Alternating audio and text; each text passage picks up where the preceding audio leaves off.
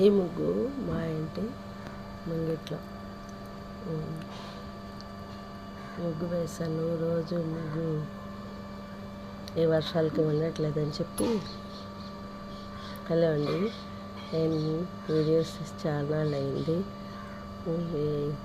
తీయడం కుదరట్లేదు. ఈ రోజు నుంచి ప్రతిరోజు చిన్న ఈ షార్ట్స్ పంపిద్దాం అనుకుంటున్నాను.